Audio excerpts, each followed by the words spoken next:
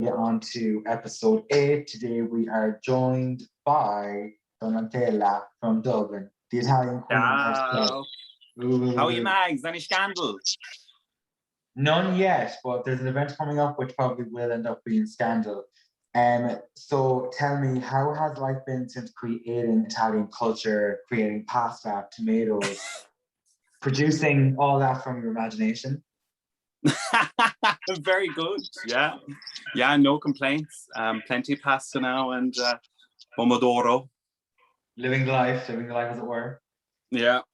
And all your villas in Tuscany. So getting straight into the episode, we come into the top 5 and Ellie sits the girls down and she was like, who do you think is going to go home next? And they all said her.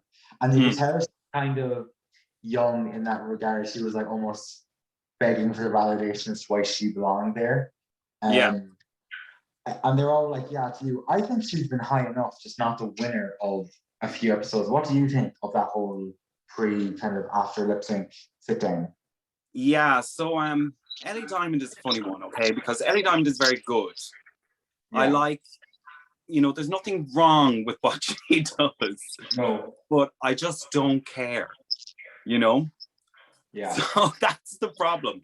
So with her super hero look, like, okay, it was well done, it was nice, but like, I just don't care. I don't know who she is more by doing it, and I think there's a lot of like growth that needs to happen there. She's very young though, and she's amazingly talented. Everything she can do is amazing. But in terms of forming her character and stuff, I think there's a lot that needs to be done there. And then in relation to going back to the workroom, if you turn around and say like, so you guys think I should be going home next? Like, and why do you think I'm taking someone else's place? And they're kind of like, It's kind of like, you do have to know your place. And I think as the episode progresses, she tries to very much influence her place in the competition. But I think, fair play to her for fighting, but she could have bowed down gracefully, With Ellie, I think she is prime All-Stars material. Like, I think that if she ever gets an All-Star, she's going to do amazingly well. I think this was her, like, finding who Ellie is it was trial by fire, basically. So I'm looking forward to seeing what she can do when she leaves the show. But you're right, she does kind of, it's episode stand her ground. So she she shows us who she is, yeah.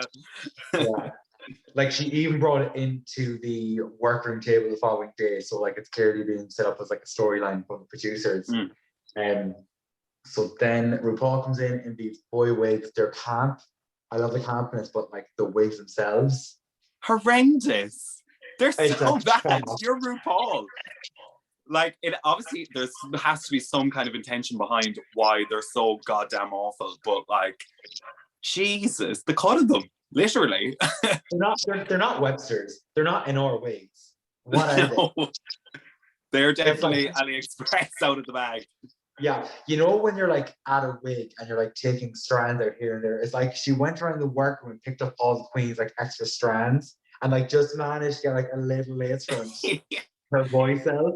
She cleaned all the teasing brushes and just made it into a wig. Yeah.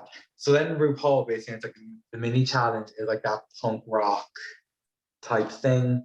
And it was very fast and it was like trying to be as manly as possible. Jace and Bimini are just feminine by nature, like they're just femme by nature, so it was hard. But it kind of was the closest we get to drag kings on Drag Race for a few years, I'd say. Unfortunately, yeah, but who knows? I think the UK is definitely open more to drag kings than the US one would be. So it could be cool to see more diversity there. I even would have loved, like, if that was the mini challenge, to see a king runway. I think that would be interesting to see them do like a drag king runway to see how that would work. And then following that, Lawrence wins. And then RuPaul announces the main challenge is to have to do a stand-up routine about love. I don't know about you. I personally don't like the stand-up challenges. I think some of them can be very awkward and cringy, and I don't like the episodes. But do you like the stand-up episodes? I do like them in general. I think it's a good challenge. But I think it's becoming more prevalent as Drag Race is growing and going on, that a lot of people are not funny, which was kind of like you would associate drag queens prior to Drag Race with being comedians or on stage banter, that kind of thing. But now so much is about look or being a social media queen or whatever, that you don't necessarily have to be funny. So Yeah. it is good. It's like Snatch Game, where this is one of the challenges that does set the real powerhouses from everyone else. Yeah. So, but is it debatable whether comedy is a necessary element to be an amazing drag queen? No, but to win Drag Race, definitely. I made a mistake. So Lawrence did not win that challenge. It was Ellie, because Ellie got to decide who did the running order, which is probably the biggest argument we've seen on UK Drag Race so far. Yeah. So Ellie puts in this order from first to last: Ahura, Ellie, Bimini Bamboo Lash, Lawrence, and Tave. And then when she announced it to the room, asked for feedback, and then feedback is given, she's like, okay, we'll keep the same. And she goes, is everyone okay with that? And Lawrence is like, we're not okay. Don't fucking ask if we're okay. We're not. Don't turn around and say, are you okay? But she was dead right. She's I dead right. I do stand by Ellie being a shady bitch and, play the game and do that. But don't go around and be like, so like, is everyone okay with like that? When you're not going to change it. Yeah, I feel like she was going, in her head, she was like, well, I'm going to be a shady bitch. But then when she actually got into doing it, she's too nice. So she was like, one foot in being shady and one foot in trying to be nice.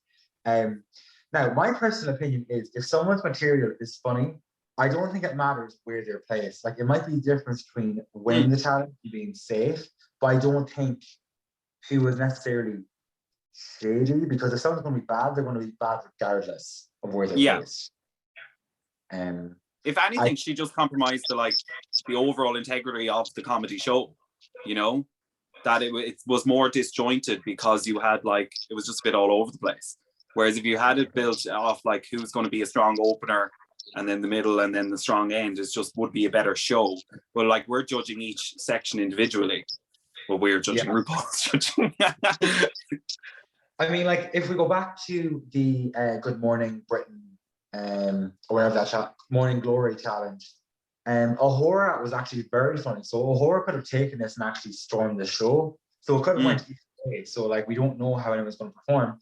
But then because of this, Ahura and Lawrence form this weird pact of oh, we've been fucked over. My logic, I think it's because Lawrence was insecure from Snatch Game because of Comedy Queen. She bombed that, so maybe she was worried about this and that Ellie hadn't her back in it per se. Yeah. And Ahura was obviously insecure because it's not her strength. So I think they're projecting their insecurities onto Ellie because of the way they were placed. But I don't think it was Ellie's fault. I think they were just in their feelings about the challenge itself.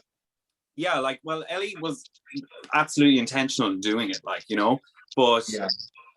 it's up to them how they take it. So if they decide to be well, that's so fucked up and that's going to ruin my whole thing, well, that's your choice, But like you said, if you're funny, you're funny. So it shouldn't matter. Yeah. But it's just a head game. It's strategy. Shangela did the same thing in All Stars. Shangela, but she was honest about it. She was honest about it. And then this is they're already 6 episodes in. They had a 2-month break for lockdown. Then they're coming back after being quarantined. I think this is a wrap up of all the pandemic emotions, competition towards the end. I think it was just a case of they're starting to really crack under pressure. Yeah, but it's getting so close to the top as well, And also, from what I've heard, there seems to have been a lot of drama and fights behind scenes. Not major drama, but they don't show all the tension, Yeah, we talk about it because I actually have heard tidbits as well. I think give good contextual information about the episode, but we get onto that then towards the end. So in the workroom before their stand-up, there's a weird heart-to-heart moment involving Taze, where her first time she went to someone's house, whatever, and they were building it up to be on Drag Race, how when they started out on US Drag Race, how they started out being I went to this man's house the first time, and the end result is always got HIV or something. Yeah, with me and Jack were here going, Gagger, yeah. And then ends up being they're having a heart-to-heart about chlamydia and gonorrhea. Chlamydia, yeah. I was like, sure, who hasn't had that? And like it broke her trust in men. I'm like, Yeah. Sue, go down to Boots, go down to the pharmacist, be like, I have chlamydia, what do I need to sort it out? And Yeah. Get your back into antibiotics, normal. get your life. Yeah. So it was weird. And then I think it was that Lawrence and Tate had then a big conversation of being bullied in school and how they don't feel like they're attractive or pretty, which I think is pretty universal amongst the gay world. So Yeah. I was like, I can relate to that whole self-esteem thing. Yeah, but I think it was good to see that Tate also, as someone who is gorgeous as a boy and as a drag queen, has the same problems when she looks in the mirror and goes, "What's wrong with me?" Do you know? Yeah. So it was wild, although it was weird to see Heart to Heart started by chlamydia and gonorrhea. It was just a weird. Yeah. Can you imagine the producers behind being like, okay, Lawrence, I want you to ask her Taste's gonorrhea the first time she had sex. Can you do that? Like,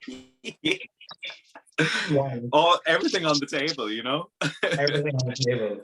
So then we get to the main challenge, and then RuPaul walks out. It's just like gold pressed velour dress with like golden red hair. I like this. Yeah. You know, RuPaul like, I think RuPaul's looks are actually improving. You know? Like she's letting loose on UK Drag Race. Like she's just like, fuck it. She's like, fuck the gowns. We're doing like bodysuits. We're doing tall hair, which I love. So then we get into the nitty gritty. So up first is Ahura. It was like Apollo 13, and at the start it was going somewhere and then just exploded. It was just awkward. Like I could tell where she was going, but she went from, I hate to be vulgar, she went from shifting straight into anal. Like there was no foreplay. It was just like snap decision. I think it could have been funny with a good edit, but I don't know, it was weird. What do you think of this? Yeah, like I love a dirty joke, but I like clever dirty jokes, you know? Yeah. So not just like, oh, tits, ass, gaping arseholes. You know, it's nice when you like innuendo. We've got so much to play with there. So like, it was good. She was funny, you know, she made the judges laugh, which is the most important thing. So it definitely wasn't bad, but it was kind of, you know, cheap. Not that I'm to judge. It was quite weird though. They allowed Ellie to say dick and not Ahura to say gaping arsehole. Like I understand it's not necessarily something you'd hear on BBC. Yeah, well, like, gaping arsehole, when you're combining the two together, implies an awful lot, you see. It does. So following Ahura then is Ellie in a quiz bodysuit. Did you hear this? That bodysuit quiz. I saw that. It looks good though. Looks good. If it works, it works. If I can spend £40 again Drag Race, let's do it. So she comes out. I think this was her breakthrough moment. She really like leaned into it. She leaned into the character. She leaned into the comedy. Was it her strong suit? No. But did she do a decent stand-up? Yes. If I was in that competition on that challenge, I think a high save for me would have been enough. I'm not going to win that challenge. I just wanted to save because it's not my strong suit. What do you think of Ellie? Yeah, like Ellie was one that I never thought would be funny, but like in Snatch Game, whatever she does, it feels like the bare minimum, but I don't know, am I just being biased? You know, because I just like, I don't find her funny, but like I can acknowledge that she's good at comedy. Not good, but like passable. I don't know. Yeah. But like I didn't laugh at anything she did. It was all very predictable, very, you know, very standard, like, oh, a D, I love dick. We knew that was coming, you know? So it's a bit basic, we'll say. But it would do past well, the test. like it would do well like the Google Pride event, because like there's lots of straight people and if you see it, haha, drag queen loves dick, everyone's like, ha ha ha, love it funny. But for the gay, that's great. But what I heard Bob say was that you can be good at humor, but humor doesn't translate across every form of comedy. Like you might be good at stand-up, but not physical comedy or acting comedy. So I think that was an eye-opening for me in that you can be good at certain things in one sector, but not everything in that sector. So maybe this is just, But it shows as well in Snatch Game when the people who are the funniest off the cuff aren't funny in Snatch Game. You know, Lawrence, who comes out with great one-liners, bomb Snatch Game, you know? So it's not as simple as just being funny. It's about everything, confidence, delivery. Yeah. So following Ellie was the iconic behavior of Bimini Bomb Boo Lash. The whole way through this, I was just thinking she's so in control. She's so effortless. There's not a sweat running off.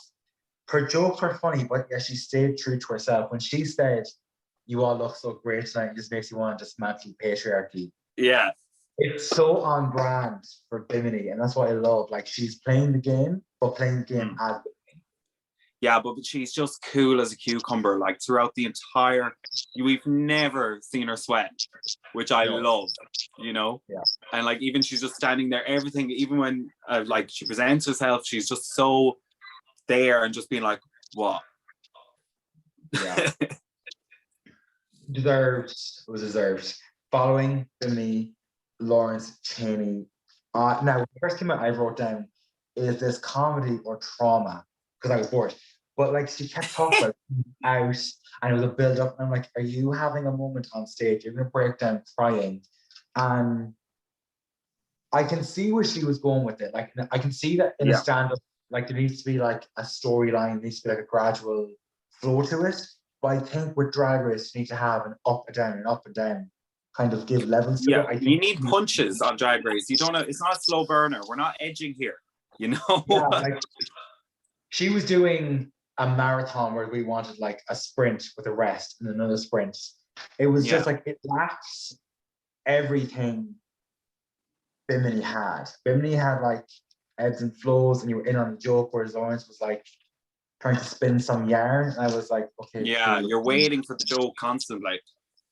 And the producers were really pushing the angle of like, it's not funny, because they weren't showing just laughing. There's kind of like, it was quite an odd. This episode, I think, overall was an odd producer choice. Yes, the editing, very questionable. Very questionable. And then following Lawrence, last but not least, is Taste with the beans on toast soliloquy. Okay, I did love the beans on toast thing. I think had she went on this kind of weird yarn about food and how that's her one and only true love, like she could have done beans on toast and then went into how the main two men in her life are Ben and Jerry. Like, really went into it. Like, even when she was on the floor rubbing herself, being like, you get the butter and then you get the toast. It was just good, but I could tell she was trying to create this punchline of, but I'll tell you later. And that did not work. Tell us now. I think there was some points to be given because she did have a strong start. I just think she kind of lost towards the end. But what did you think of it? Yeah, I would say the same. It started off strong and then it kind of fizzled out. So I think what happened to Taste probably is, once she got the validation that the beans on toast thing was hilarious, she was like, okay, I'll just do that. And she didn't really think of how else she was going to do that. So like, once you've done the bean on toast thing, you would have had the audience. So she could have got away with saying a lot more, you know, that wasn't necessarily as funny, you know, but she would have built. I think the judges said that as well, that she was very short. Yeah, I think it was, she was words. I think what happened was she just was talking, and then I think she started typing like, oh, I'll talk about this, and then forgot about it, and all she could say was, but like, if I would do that challenge, I would just lie. Just keep lying, spin that yarn, make that little white lie massive, because there's nothing stopping you. There's no repercussions. Just make it funny. But you have to make us laugh, as RuPaul says. So that concludes the stand-up challenge. And then RuPaul announces the main runway is stoned on the runway, dripping in jewels, which I think is a Kim K reference. Because remember in the Met Gala, she came out with the jewels dripping down her body. Yes, dripping it. Yeah, the wet look it was called. Yeah, the wet look. I think that could have been slightly based, could be reaching, but slightly. So first out is Ahura in this ivy bag, white bodysuit. It was high fashion, but it was a weird outfit. I didn't understand it. Yeah, like it was good. It seemed like half baked, kind of. It definitely wasn't her best look, but it was certain. She looked amazing. But like the concept, like I didn't really get the connection between the ivy bag and what she was wearing, you know? I think that was a case of, I think the jewels were in the ivy bags and the ivy bags were kind of injecting the jewels into her, which is why thing. But I don't know, it could have been done differently. I think it was a weird prop to have. It was just looked good, but like at a push looked good. Mm. So following Ahura, Ellie as this like white Yeti fantasy. I like the continuity from head to toe. It was white, but I didn't know that this was a look she already had and then repurposed for this runway. So she had this look Yes. prior to Drag Race. Yeah, and again, like nothing wrong with it, but No, I wear it. Gladly wear it. Then the presumed winner of Drag Race altogether, Bernie Bambulash in this spots acne look. I oh, hated it because it's gross, but that's why I love it. Like I had a it's visceral brilliant. reaction.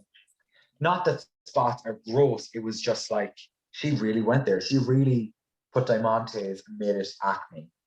Yeah, but she just goes like, what can I do now that no one else has fucking ever done, you know? And she What can just she gets not it, and do? she's like, yeah, that's it, definitely. And like, even the way she presented it was so just, again, cool, casual, fashion model. Like, love it, love it. Stunning icon. Stunning icon. And then Lawrence as this like geode or princess, as a rock princess, pink. I think this was kind of slept on because she's a bigger girl. I think this was stunning from the head to toe. Mm. I really Like, like this, yeah. because when I watched her get ready with me of this look, she did the headpiece and then she did like jewels just below the hairline of the headpiece to blend it in and then put glitter over that to make it all blend in even further. And I know the bodysuit was molded to her, was airbrushed, and then it also had jewels on it as well. So a lot went into this look. Yeah, well, it looked completely together. It was definitely something we needed because we hadn't seen a good look from her in a while. So well, I think that's fair. It is very fair. I mean, Caveman Week, Super Shiro, both misses, you know? You like Super Shiro? Lawrence Chaney's? Yeah. No. Oh, What I was it did. about? What was it about? Well done, but what was it about? That I can see, but I just think because it's very like sportswear, it made sense in my fantasy. You love your sports, right? I do. You just want her to come out in a wetsuit. Oh, completely. Like just that material done. Last but not least again is Taze comes out. I've written down runway robot. There was no I recall. There was no Mugler, darling.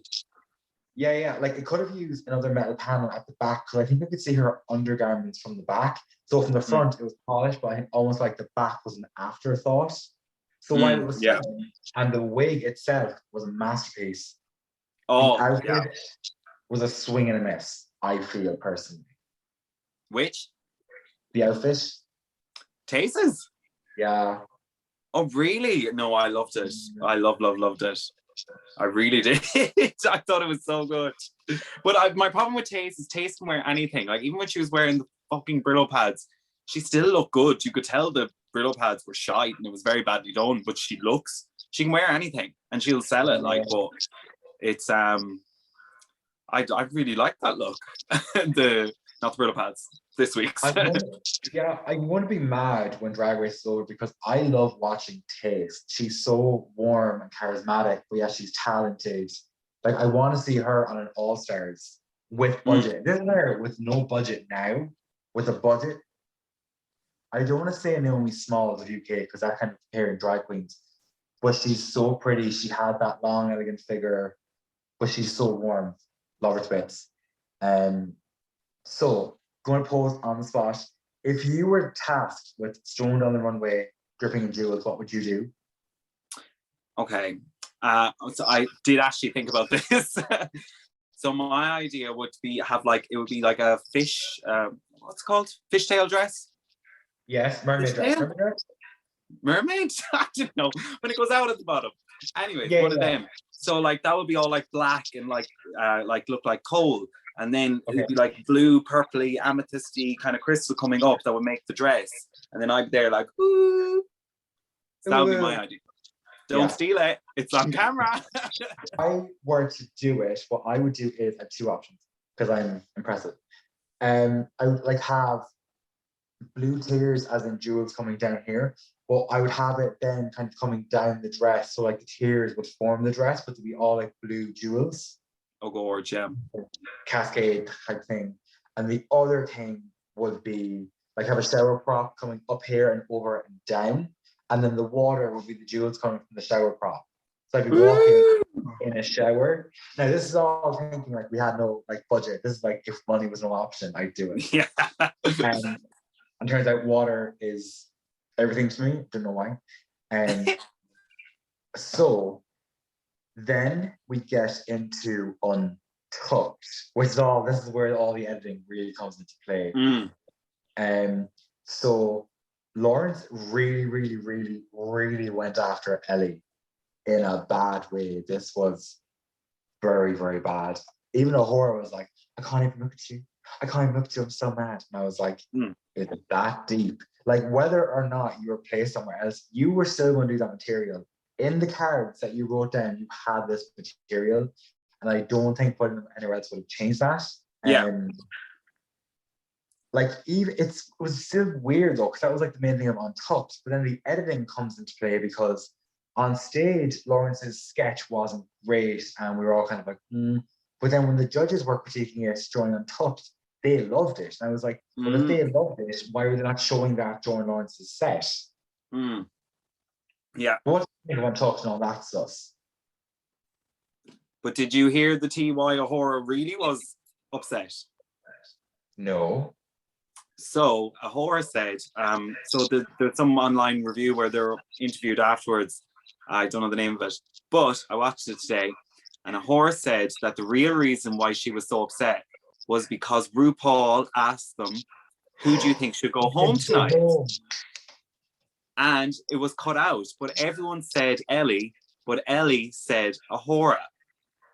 And that's why she was raging.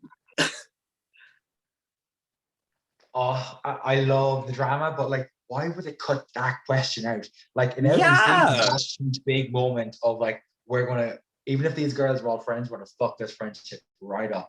It really throws a spanner in the works towards the end.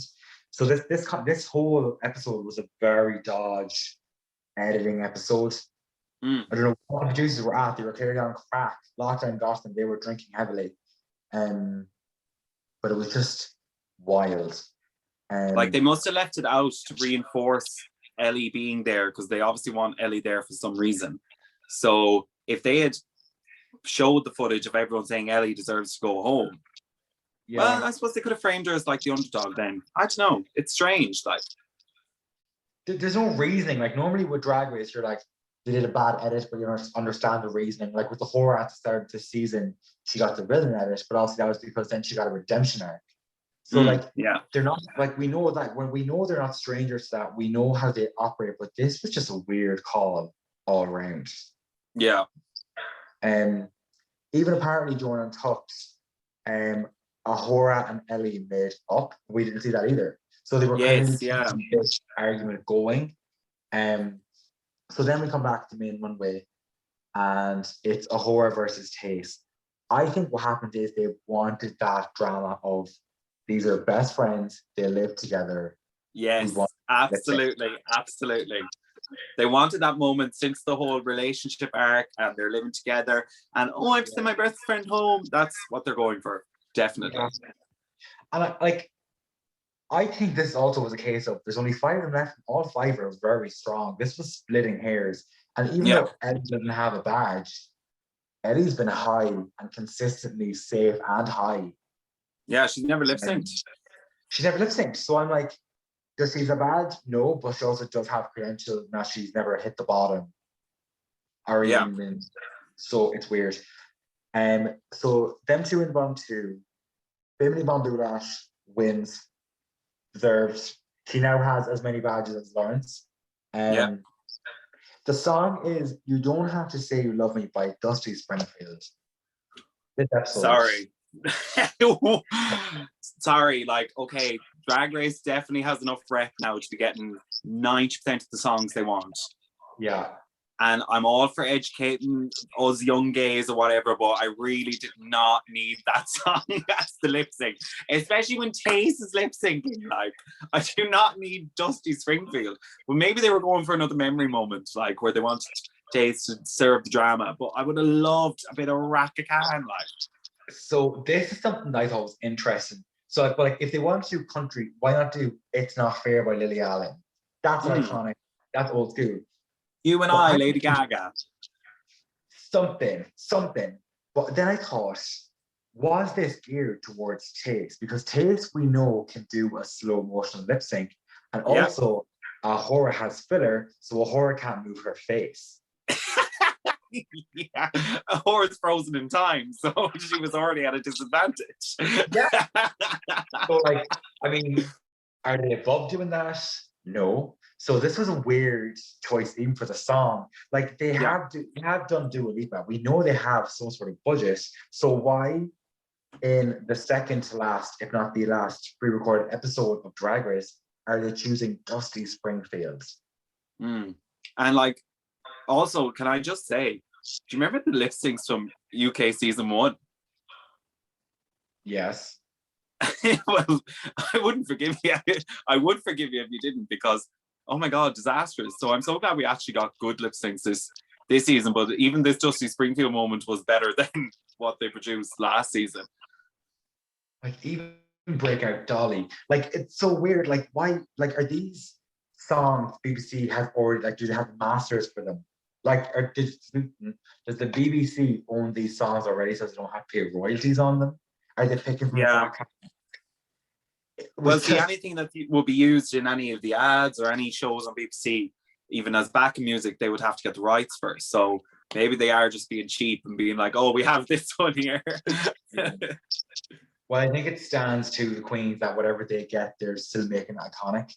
And Senna ends up Taste stays, Ahura goes, and I don't know if you noticed it, when Ahura was walking away and they panned to Ellie. Ellie had blue streaks coming down her face because her eyeshadow was blue, so she was clearly crying. But we never found out why she was crying. We know ourselves, we figured it out, but the show never actually told us or showed us why she was crying. Yeah. So a lot of unfinished business, you know, and loose ends. But like it's funny because it's starting to show that, you know, that there is a constructed narrative in the show that we're expected to follow. And like I was actually surprised when I was watching the interview of Ahura today, she was able to say a lot, and I'm like, surely she has a non-disclosure or something like that. Well, she also said that when she left, she went back, stuck her head around the corner and said, are you there? Oh,